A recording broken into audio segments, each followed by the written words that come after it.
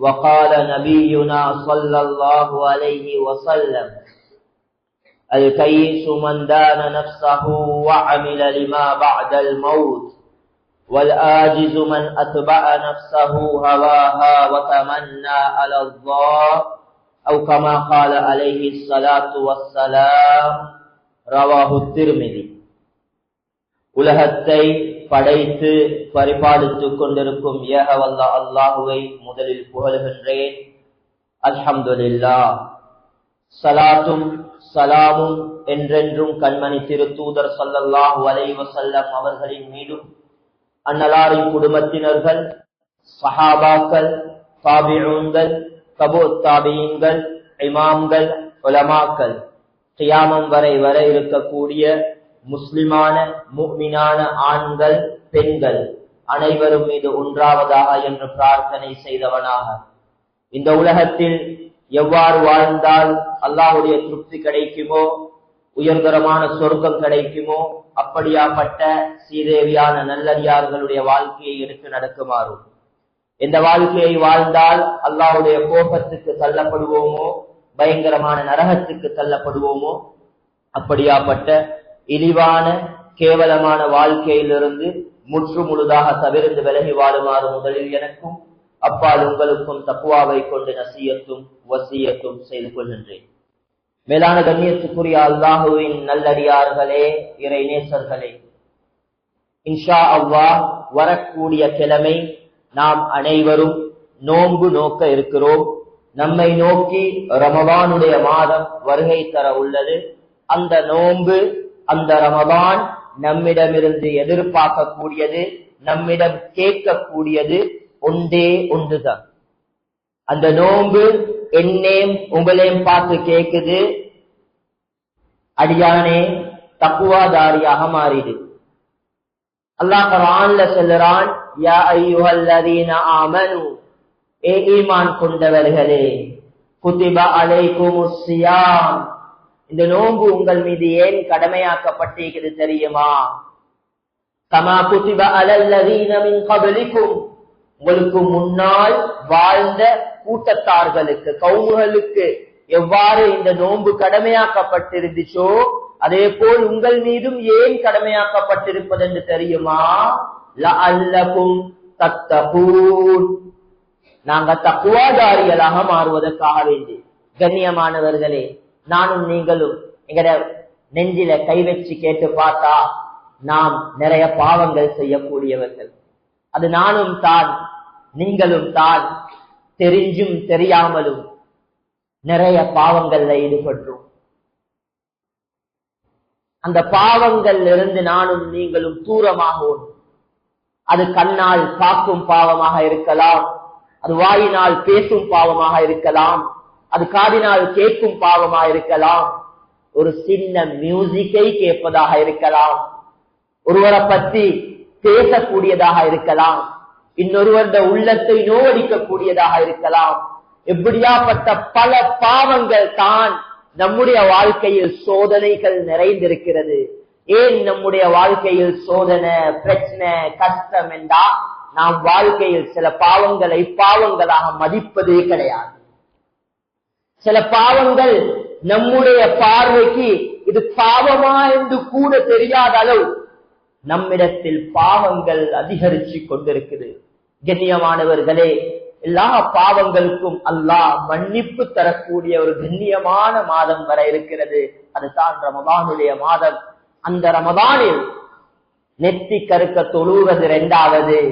ஆனா பாவங்களை விட்டு தூரமாகி வாழ முயற்சி செய்வோம். பாவங்கள் இருந்து முற்று முழுதாக தவிர்ந்து ஒரு நல்ல அடியானாக, சிதேவியான ஒரு மனிதனாக மாறுவோம். ஏனென்றா அந்த மௌத்து எப்ப வரும் என்று தெரியாது. நம்மோட இருந்தவர்கள் இந்த நோன்புக்கு இல்ல, சென்ற நோம்பில் நம்மோட வாழ்ந்தார்கள். ஆனா இந்த நோம்பில் நம்மோட இருப்பார்களோ தெரியா, பேசக்கூடிய நான் இருப்பேனோ தெரியா அந்த நோம்பில். கண்ணியமானவர்களே, அதே போல் இந்த கண்ணியமான மாதத்தில் தான் புனித குர்ஆன் இறக்கப்பட்டுச்சு. அல்லாஹ் இந்த மாதத்தை தெரிவு செய்யறான் குர்ஆனை இறக்கத்துக்காக வேண்டி. அல்லாஹ் குர்ஆன்ல கூறுறான், ஷஹ்ரு ரமதான் அல்லதி உன்சில ஃபீஹில் குர்ஆன், இந்த கண்ணியமான மாதத்தில் தான் குர்ஆன் இறக்கப்பட்டுச்சு. அந்த குர்ஆன் இறங்கின நோக்கம் என்னன்னா, ஹுதல் லின்னாஸ், ஏண்டே உங்களுடைய நேர்வழிக்காக வேண்டி. நானும் நீங்களும் ஒவ்வொரு நாளும் 17 தடவை கேட்கிறது வாஜிபாக இருந்து கொண்டிருக்குது. கேட்கிறோம் தொழுகையில, இஹ்தினஸ் ஸிராத்தல் முஸ்தகீம், யா அல்லாஹ் நேரான பாதையை காட்டிடு. கண்ணியமானவர்களே, வாயினால் கேட்பது மட்டுமல்ல, அந்த வாழ்க்கைக்காக வேண்டி முயற்சி செய்ய வேண்டும். இந்த புனித ரமதானில் ஹஜ்ரத் ஸல்லல்லாஹு அலைஹி வஸல்லம் அவங்களோட இஸார், அவங்களோட அந்த சாரம், கெட்டக்கூடிய அந்த சாரத்தை இறுக்கி கெட்டிக் கொள்வாங்க. ஏன்? அமல்கள்ல ஈடுபடுவதற்காக வேண்டி. பகல் நேரங்களில் நோன்பு நோட்பார்கள், இரவு நேரங்களில் கியாமுல் லைல் என்று இரவை ஹயாத்தார்ப்பார்கள். அதே போல் ஸல்லல்லாஹு அலைஹி வஸல்லம் ஜிப்ரீல் அலைஹிஸ்ஸலாத்தை முன்னால் வைத்துக் கொண்டு குர்ஆன் ஓதுவார்கள். ஜிப்ரீல் அலைஹிஸ்ஸலாம் நபி அவங்களுக்கு குர்ஆன் ஓதி காட்டுவார்கள். குர்ஆனை ஓதுவதும் நன்மை, குர்ஆனை கேட்கிறதும் நன்மை.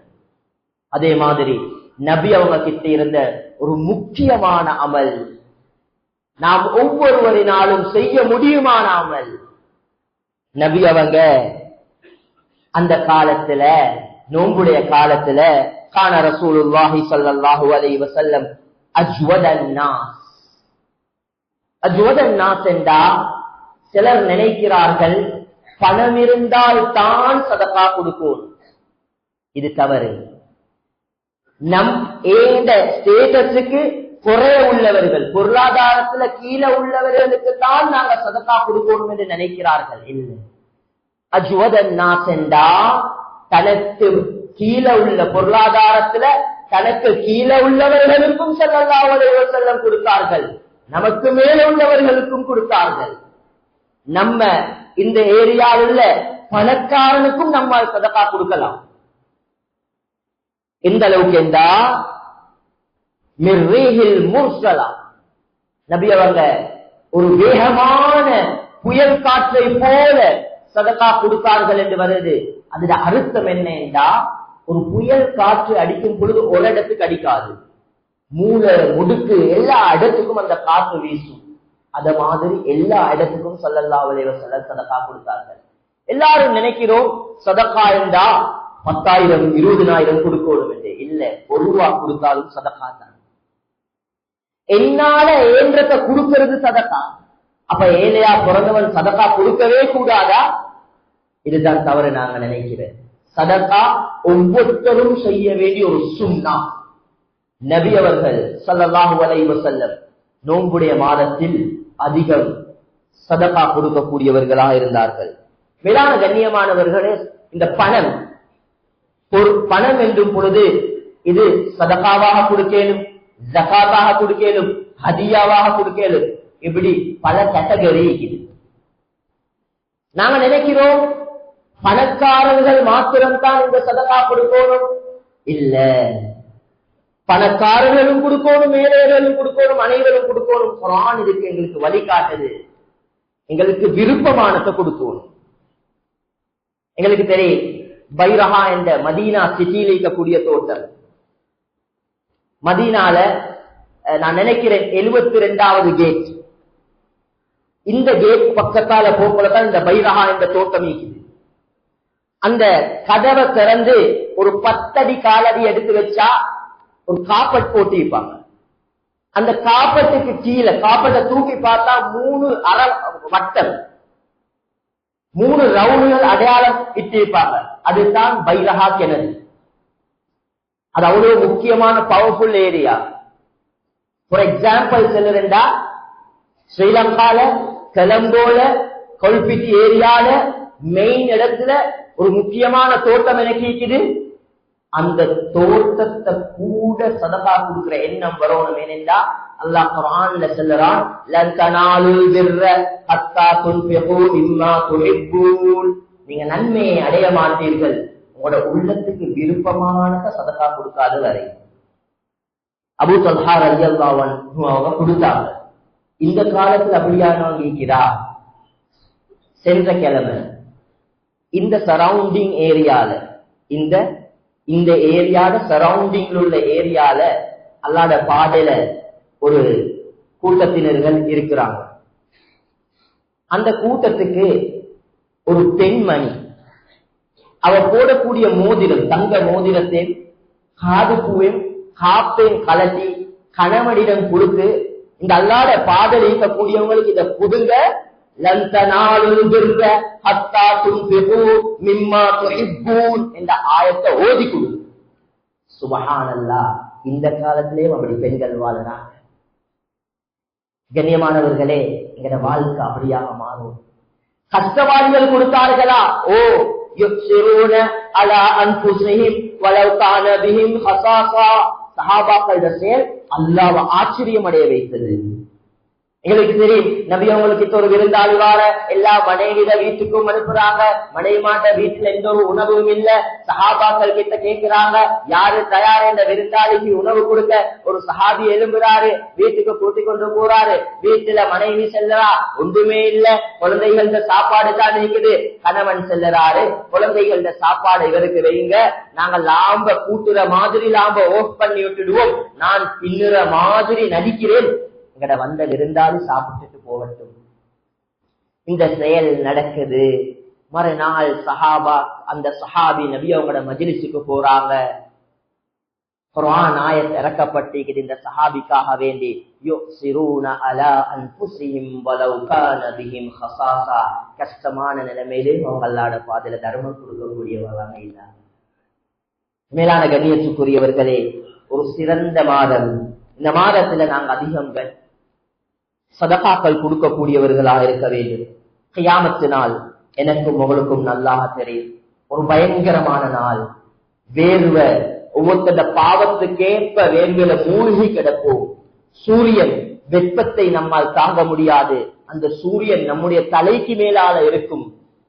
கேள்வி கணக்குடைய நாள், பயங்கரமான நாள். எந்த ஒரு நபியும் எங்களுக்கு உதவி செய்ய மாட்டார்கள், நபி முஹம்மது ஸல்லல்லாஹு அலைஹி வஸல்லம் அவர்களை தவிர. அந்த நாள்ல அல்லாஹ் நம்மை பார்த்து சொல்லுவான், அடியானே, நான் பசிச்சீந்தேன், சாப்பாடு கேட்டேன், நீங்க எனக்கு சாப்பாடு தரல. இது ஹதீஸுல் குதுஸி. இப்படி ஒரு நிகழ்வு நடக்க இருக்குது. அடியார்களாகிய நாங்க கேட்போமா, யா அல்லாஹ், நீயே எல்லாருக்கும் ரிஸ்க் கொடுக்கக்கூடியவர், நீ எப்படி பசிச்சீப்பாய், நீ எங்க எங்ககிட்ட சாப்பாடு கேட்டாய்? இல்ல அடியானே, இந்த அடியான் பசிச்சு வந்த இடத்துல சாப்பாடு கேட்ட, நீ அந்த அடியானுக்கு சாப்பாடு கொடுக்கல, அது எனக்கு தராதது போல. கண்ணியமானவர்களே, நம்மிடத்தில் எத்தனை பேர் கேட்டிருப்பார்கள், தாகமா இருக்குது, தண்ணி தாங்களே, பசியா இருக்குது, சாப்பாட்டுக்கு ஏதாவது தாங்களே. நம்முடைய இந்த ஏரியால எத்தனை பேர் கஷ்டவாளியா இருக்கிறாங்களா? கஷ்டம் என்றது சிலர் இருப்பாங்க, தன்னுடைய கஷ்டத்தை வெளிப்படுத்தி கேட்பார்களே, தாங்க முடியாத நிலைமை, கேட்டு சரி பெற்றுக் கொள்வோம். இன்னும் சிலர் இருப்பார்கள், அவருக்கு பழக்க தோஷம், கேட்டுக்கொண்டே இருப்பார்கள். இன்னும் சிலர்கள் இருப்பார்கள், அவர்கள் நல்வாயை திறந்து கேட்க முடியாது, வெட்கம்.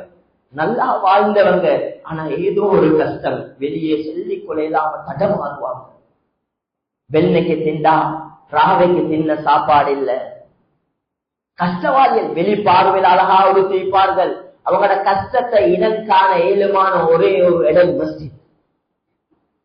நபி அவங்களோட மஸ்ஜிது நபவி அது மதரசாவாக இருந்துச்சு, அது தர்பியாவுடைய இடமாக இருந்துச்சு, அது தஸ்கியாவுடைய இடமாக இருந்துச்சு, அது ஜகாத் கொடுக்கக்கூடிய இடமாக இருந்துச்சு, அது ஹாஸ்பிட்டலாக இருந்துச்சு.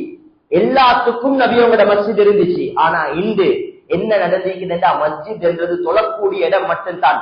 மதரசா வெளியே போயிட்டு, தர்பியாட இடம் வெளியே போயிட்டு, தஸ்கியாவுடைய இடம் வெளியே போயிட்டு. கண்ணியமானவர்களே, மஸ்ஜிதுன் நபவில வரலாறை நாம் படிக்க வேண்டும். நம்முடைய இந்த மஸ்ஜித் கூட அவ்வாறான ஒரு மஸ்ஜிதாக ஆக்குவதற்கு நாம் முயற்சி செய்ய வேண்டும். கண்ணியமானவர்களே, நம் அனைவருக்கும் தெரியும், இந்த மஹல்லால பைத்துல் ஸகாத், பைத்துல் மால் என்ற ஒரு திட்டம் இயங்கி வருகிறது. சென்ற வருடமும் நான் இதே மிம்பர்ல நோன்புக்கு முன்னாள் கிழமையில இதே பயான பண்ணினேன். கண்ணியமானவர்களே, இந்த பைத்துல் ஜகாத், பைத்துல் மாலுடைய திட்டம் என்றது இதுதானே, இது எவ்வளவு ஒரு நல்ல திட்டம் என்றா, ஹஜ்ரத் உமர் ரலியல்லாஹு அன்ஹு முஆத் இப்னு ஜபல யமனுக்கு அனுப்புறாங்க. யமனுக்கு அனுப்பின நேரத்துல ஹஜ்ரத் முஆத் இப்னு ஜபல் அங்கேத்து ஜகாத் பணத்தை உமர் ரலியல்லாஹு அன்ஹுக்கு அனுப்பி வைக்கிறாங்க. உமர் ரலியல்லாஹு அன்ஹு சொல்றாங்க, என்ன உங்களை நாங்க அனுப்பின அங்க போயிட்டு சல்லி சேர்த்து இங்க அனுப்பத்துக்கு இல்ல, அங்கேத்து மக்களுக்கு கொடுக்க. முஆத் இப்னு ஜபல் சொல்றாங்க, தெரியாம பேசவான உமரே, இங்கேத்து மக்கள் ஜகாத் எடுக்கிற தகுதி இல்லை, எல்லாரும் செல்வந்தர்களாக மாறிவிட்டார்கள். ஏன்? கூட்டு ஜகாத் திட்டம். உமர் இப்னு அப்துல் அசீஸ் ரஹ்மத்துல்லாஹி அலைஹி காலத்துல அவங்க யஹ்யா இப்னு சயீத் என்றவரை ஆப்பிரிக்கா நாட்டுக்கு அனுப்புறாங்க. அங்க ஜகாத் கலெக்ட் பண்ணிட்டு கொடுக்க போறாங்க. ஜகாத்துக்கு தகுதியான யாருமே இல்லை. அந்த மக்கள் கிட்ட போயிட்டு சென்னுடனே செல்லுறாங்க, உமர் இப்னு அப்துல் அசீஸ் நம்மை செல்வந்தர்களாக மாற்றி விட்டார், நாம் இப்ப ஜகாத்துக்கு தேவையற்றவர்களாக வாழுறோம். உமர் இப்னு அப்துல் அசீஸ் ரஹ்மத்துல்லாஹி அலைஹி கிட்ட கேட்கப்படுது, இந்த பணத்துக்கு என்ன செய்யறது? சொல்லுறாங்க, யமன் நாட்டில் இருக்கக்கூடிய ஆப்பிரிக்கால இருக்கக்கூடிய அடிமைகளை உரிமையிடுங்க அந்த சல்லியால. அதே உமர் இப்னு அப்துல் அசீஸ் ரஹ்மத்துல்லாஹி அலைஹி காலத்துல அப்துல் ஹமீத் பின் அப்துல் ரஹ்மான் என்றவரை ஈராக் நாட்டுக்கு அனுப்புறாங்க. அங்கேயும் ஜகாத் பெற யாருமே இல்லை. ஏன்? கூட்டு ஜகாத் திட்டம். அப்ப அந்த பணத்தை என்ன செய்யறாங்கன்றா, யாரெல்லாம் கடனாளியா இருக்கிறோம் அவங்களோட கடன்களை கொடுத்து முடிச்சாங்க. அப்பயும் சல்லி மிச்சம். அப்ப ஊர்ல திருமணம் முடிக்க ஏழுமான ஆனா வசதி இல்லாதவர்களை இனம் கண்டு திருமண திட்டத்தை அமல்படுத்துறாங்க. கண்ணியமானவர்கள், இந்த ஜகாத் பணம் சரியாக கால்குலேட் பண்ணி சேர்த்தோம் என்றா இந்த ஏரியால எல்லாரும் செல்வந்தர்களாக மாறிவிடுவார்கள். கண்ணியமானவர்களே, எந்த அளவுக்கு என்றா, அந்த உமர் இப்னு அப்துல் அசீஸ் ரஹ்மத்துல்லாஹி காலத்துல மக்கள் கேட்பாங்களாம், ஐனல் காரிமூன், கடனாளிகள் எங்கே இருக்கிறார்கள்? ஐனல் நாகிஹூன், திருமணம் முடிக்கக்கூடியவர்கள் எங்கே இருக்கிறார்கள்? ஐனல் மசாகீன், மிஸ்கீன்கள் எங்கே இருக்கிறார்கள்? ஐனல் யதாமா, யதீம்கள் எங்கே இருக்கிறார்கள்? ஜகாத் பணத்தை கொடுக்கிறதுக்காகவே. இப்படி அழகான ஒரு திட்டத்தான் இந்த கூட்டாக சேர்ந்து செய்யற அமல். கண்ணியமானவர்களே, இந்த மஹல்லால கிட்டத்தட்ட 1500 ஃபேமிலிஸ் இருக்குது. கிட்டத்தட்ட 1500 ஃபேமிலிஸ் இருக்கிறாங்க. இதுல 65க்கும் 70க்கும் இடைப்பட்டவங்க வறுமை கோட்டில் இருக்கிறாங்க.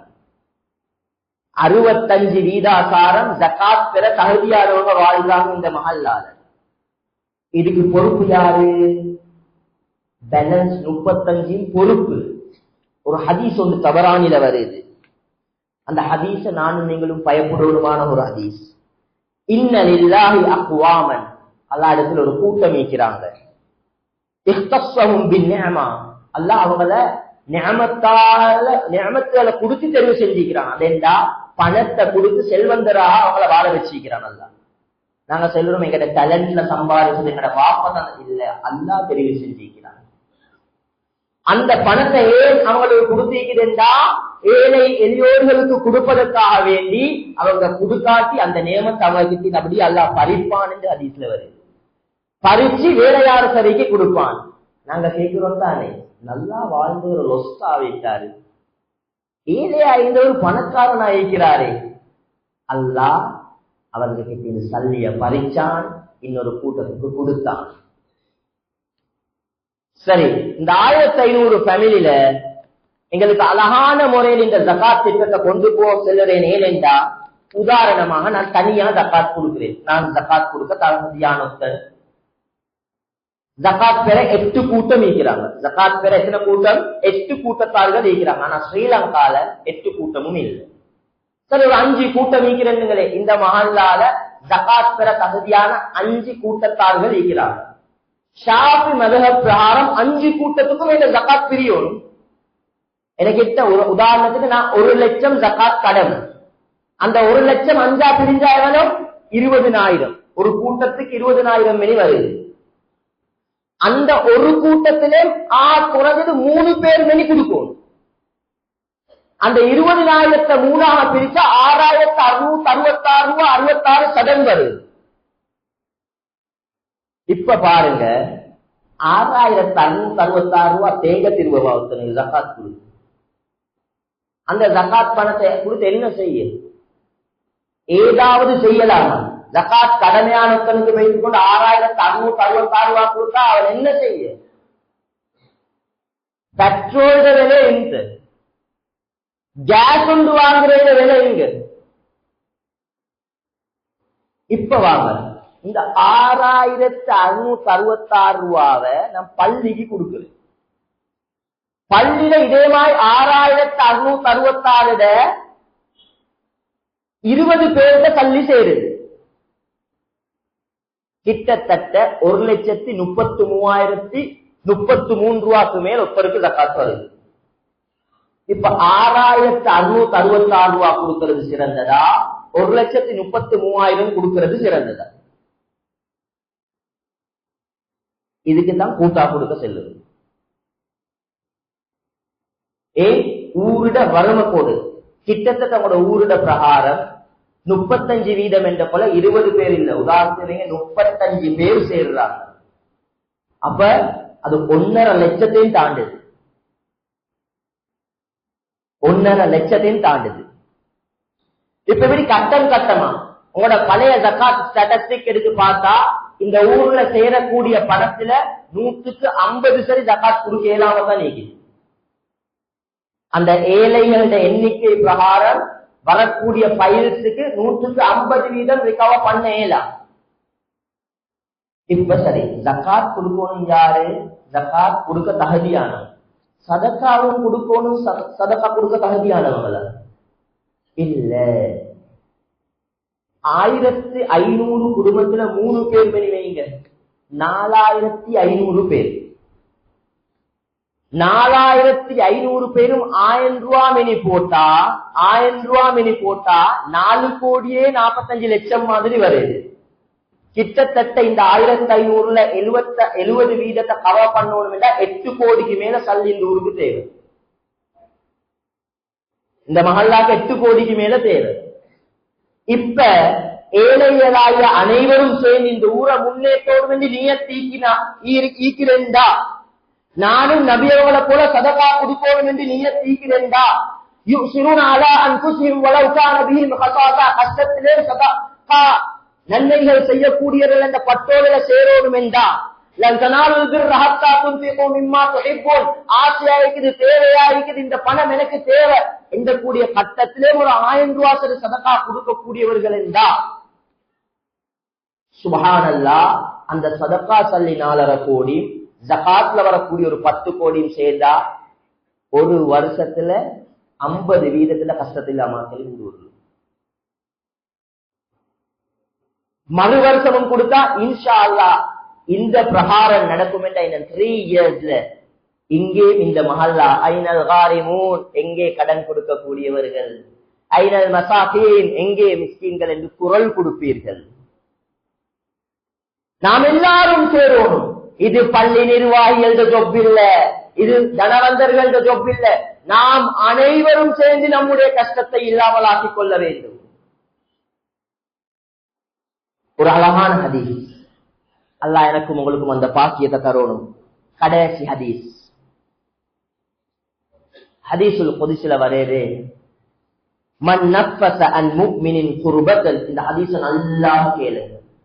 தூங்கிக்கிறவங்க கொஞ்சம் எலும்பி கேளுங்க, தலைய கீழே போட்டிக்கிறவங்க தலைய தூக்கி கேளுங்க, கொஞ்சம் ஆள் மனசால கேளுங்க. மன் நஃபஸ அன் முஃமினின் குர்பத்தன் மின் குரபி துன்யா நஃபஸல்லாஹு அன்ஹு குர்பத்தன் மின் குரபி யௌமில் கியாமah. இந்த ஹதீஸ்ல கருத்து என்னன்னா, குரப் என்றது வேற, உசுர் என்றது வேற. கஷ்டம் என்றது வேற, குரப் என்ற கஷ்டம் வேற. குரப் என்றா ஒருத்தரு 200 கோடி கடன், உதாரணமா அவரால் கொடுக்கவே இயலா. அவர் 100 வருஷம் வாழ்ந்து சம்பாதிச்சாலும் கொடுக்கலா. அவர்கிட்ட இருக்கிற சொத்து பத்த வித்தாலும் கொடுக்கலா. கடனுக்கு மேல கடன், சூசைட் நிலைமைக்கு வந்திருக்கிறார். இது குறம். இப்படியாப்பட்ட ஒருத்தட்ட கஷ்டத்தை நானும் நீங்களும் நீக்குவோம் என்று அல்லாஹ் சொல்லறான். கியாமத்தில் உள்ள கஷ்டத்தை நான் நீப்பேன். கியாமத்தில் எங்களுக்கு ஒரே ஒரு கஷ்டம் தான் நீக்கி, நரகவாசியா சொர்க்கவாசியா அப்படி என்ன அந்த ஹதீஸ்ல கருத்து அல்லாஹ் எங்களை சொர்க்கத்துக்கு அனுப்புவோம். இதுல எந்தவித சந்தேகமும் இல்லை. இது அல்லாஹ்வுடைய வாக்கு. இன்னொரு அதே ஹதீஸ் தொடர்ல வருது இன்னொரு வசனம், وَمَن يَسَّرَ عَلَى مُعْسِرٍ يَسَّرَ اللَّهُ عَلَيْهِ فِي الدُّنْيَا وَالْآخِرَةِ. யார் ஒருத்தட கஷ்டத்தை நீக்கிறோம், அந்த உசுர்ன்றத கஷ்டம் என்னண்டா, ஒருத்தரு தின்ன சல்லி இல்லாம இருக்கிறார், நான் ஒரு 200 ரூபாய் கொடுக்குறேன் தின்ன. ஊட்டு கூலி கெட்டிக்கொள்ள இல்லாம இருக்கிறாரு, ஊட்டு கூலிய கொடுக்கிறேன். இந்த கஷ்டத்தை நீக்கினா நான் உங்களோட துனியாலையும் கஷ்டத்தை நீக்குவேன், ஆகிராலையும் கஷ்டத்தை நீக்குவேன் என்று அல்லாஹ் சொல்லுறார். சுப்ஹானல்லாஹ். துனியாலைங்களுக்கு கஷ்டமா பிரச்சனையா தள்ளி கொடுங்க. இது என்ன ஒரு மோல்தனமாயிக்குது, கஷ்டத்துக்கு எனக்கே சல் இல்லைனா இப்படி எல்லா அல்லாஹ் சொல்ற நீ குடு நான் தாரேன். சுப்ஹானல்லாஹ். எங்கட நம்பிக்கை எப்படி இருக்கணும் தெரியுமா? அல்லாஹ் சொல்லிட்டானா நிச்சயம் நடக்கும். அந்த ஈமானுக்கு தான் கூலி. அல்லாஹ் செல்லலாம் தான் நான் எங்க நிலைமையை கொஞ்சம் பார்க்கவே என்றா எங்கட ஈமான்ட பலகீனம். மேலான கண்ணியத்துக்குரியவர்கள் இன்னொரு ஹதீஸ்ல வருது, வல்லாஹு ஃபீ அவுனில் அப்தி மா கானல் அப்து ஃபீ அவுனி அஹீஹி. ஒரு மனிதன் இன்னொரு சகோதரனுக்கு உதவி செய்யும் காலமெல்லாம், இந்த ஹதீஸ் நல்லா பாருங்க, உதவி செய்யும் காலமெல்லாம் அல்லாஹ் அந்த அடியானுக்கு உதவி செஞ்சு கொண்டு இருப்பான். இப்ப நான் ஜகாத்த 6666 ஒருவர் கொடுக்கிறது 1 டேல முடிஞ்சிடும். ஷுவர் 1 டேல முடிஞ்சிடும். ஆனா கூட்டாக சேர்த்து கொடுத்து அவர் அதுல ஒரு மெஷின் வாங்கி அவர் தச்சு வியாபாரம் வந்து ஆரம்பிச்சாரு. இப்ப இந்த ஹதீஸ் படி இவர் மௌத்து வரைக்கும் நான் போட்ட சல்லில வாழ்றாரு. எனக்கு தெரியாது, அல்லாஹ் ஏந்த மௌத்து வரையும் என்ன சந்தோஷமா வைப்பான். சுப்ஹானல்லாஹ். இஸ்லாம் வழி காட்டி தருது, வழி தெரியாம தடமாறுவோம் நாங்க. அதனால நான் உங்களுக்கு கேட்கிற ஒன்றே ஒன்றுதான், ஜகாத் கடமையானவங்க எல்லாருமே 35% பள்ளிக்கு உங்களோட ஜகாத்தை கொடுத்து பாருங்க இன்ஷா அல்லாஹ். இந்த 1 டைம் கொடுத்து பாருங்க. இந்த நோம்புல ஜகாத் கடமை இல்லாதவங்க உலமாக்களை அணுகி கேட்டு ஜகாத்தை முற்படுத்தி கொடுங்க. தஜீல் பண்ணி கொடுக்க ஷரியத் அனுமதிக்குது. ஒரு தடவை இப்படி செஞ்சு பாருங்க. நான் செல்லறத கேட்டு ஒரு தடவை செஞ்சு பாருங்க. உங்களோட ஊரோட மாற்றத்தை நீங்க கண்ணால கண்டு கொள்வீங்க. அதே மாதிரி எல்லா ஏழைகளும் அப்படி என்றா நாங்க எல்லாரும் சேர்ந்து அட்லீஸ்ட் ஒரு 1000 rupees, இன்றைக்கு 1000 ரூபாய் என்றது கஷ்டம்தான், ஆனா தேடலே.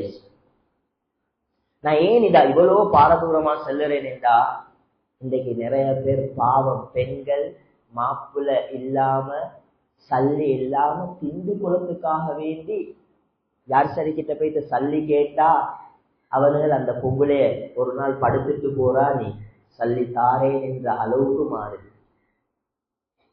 இப்ப நானும் நீங்களும் அதுக்கு பொறுப்பா இல்லையா? ஸ்ரீலங்காவை யோசிக்கிறத விட்டு போடுங்க, எங்கட மஹல்லாவை மட்டும் நாங்க யோசிப்போம். சல் இல்ல, ஸ்ட்ரெஸ் தாங்க இல்லாம அவன் தற்கொலைக்கு போறான். மேலான கண்ணியத்துக்குரியவர்களே, நிறைய பாவங்கள் இதால நடக்குது. வட்டிக்கு போறவங்களுக்கு நாங்க ஏசுறோம், எங்க சரி சொல்யூஷன் ஒன்று காட்டிக்கிறோமா? ஜினா செய்யறவங்களுக்கு வேஸ்ட் ஏசுறோம், எங்க சரி சொல்யூஷனை காட்டி கொடுத்திருக்கிறோமா? ஒரு சொல்யூஷனும் செய்யாம அட்லீஸ்ட் 1000 rupees போடாம சும்மா பேசுறோம், பேச்சு வல்லர்கள் மாதிரி. அதனால முன் வருவோம் இன்ஷா அல்லாஹ். இன்றைய தினம் இந்த மஹல்லால நான் எழுதி கொடுத்துட்டு போவேன். என்னால ஆக குறைஞ்சது நான் 1000 சரி தருவேன். ஜகாத் கொடுக்கிறவங்க வேற எழுதி கொடுங்க, நான் ஜகாத்தும் தருவேன். சதகா கொடுக்கிறவங்க அட்லீஸ்ட் ஆக குறைஞ்சது 1000, அதுக்கு மேல ரெப்பிலேண்டாலும் வேணுங்க. அல்லாஹ் நிச்சயமா அடுத்த ரமலான் தனவந்தர்களா மாற்றுவான். அல்லாஹ் எங்களோட கஷ்டங்களை நீப்பான் நிச்சயமாக. பாவம் எத்தனையோ கஷ்டவாளிகள் கஷ்டத்துல வாடுறாங்க. அவங்களோட கஷ்டங்கள் அப்படியே மனசுக்குள்ள வச்சு அப்படியே மௌத்தா போறாங்க. மேலான கண்ணியத்துக்குள்ள மௌத்தா போனவனுக்கு போயிட்டு சல்லி செலவழிக்கிறது மடே. வாழ்ந்து கொண்டு இக்கொள்ள கொடுக்காத சல்லி மௌத்தா போயிட்டு கொடுத்து என்ன செய்யும்? வாழ கொலத்தனை சந்தோஷமா வாழ வைக்காம மௌத்தா போன புறா இந்த பொம்பளை தனியனுக்கு ஊடு கட்டி கொடுக்கோம் என்ன செய்யும்? கொஞ்சம் யோசிப்போமே. ஏழைகளால ஏழாம இருக்குது. அதனால கொஞ்சம் சிந்திப்போம். இந்த மஜ்மால இன்றைக்கு வந்திருக்கிற எல்லாருமே இன்ஷா அல்லாஹ் எல்லாருமே என்னால முடிந்ததை எழுதி கொடுத்துட்டு போவேன் என்ற ஒரு ஹிம்மத் இன்ஷா அல்லாஹ் வைப்போம். அதுல ரெண்டு விஷயம் நடக்கும். ஒன்று, ஏழை எளியோர்களுக்கு ஒரு பங்கு போகும். அடுத்து, இந்த மஸ்ஜித் இன்றைக்கு தான் ஓபன் பண்ணி சுப்ஹானல்லாஹ் அவங்களோட உழைப்பு. இன்றைக்கு ஜும்மாக்கு வந்திருக்கிற எல்லாருக்கும் ஒரே பார்வையில பார்த்து கொண்டிருக்கிறோம். இந்த துண்டை ஓபன் பண்ணிக்கிறீங்க. இதுல இன்னும் சில தேவைகள் இருக்குது. அந்த வேலைகளும் அதால் நிறைவேற்றப்படும். இதை நான் தஷ்கீல் பண்றேன் இல்ல, இதுக்கு பங்குதாரியா மாறணும் என்றேதான் என்ற வேண்டுகோள். இந்த பள்ளிய கெட்டினத்துல 100 ரூபா நீக்குது. அது பெருமையா செல்ல தேவையில்லை. அல்லாஹ் கிட்ட செல்லணும். யா அல்லாஹ், நான் ஒரு ஏழை, யா அல்லாஹ் என் சம்பளமே ஒரு 1000 ரூபாய் தான், நான் அதுல ஒரு 100 இந்த மஸ்ஜிதுக்கு கொடுத்தேன் யா அல்லாஹ். சுப்ஹானல்லாஹ். அதனால நியத்து வைப்போம்.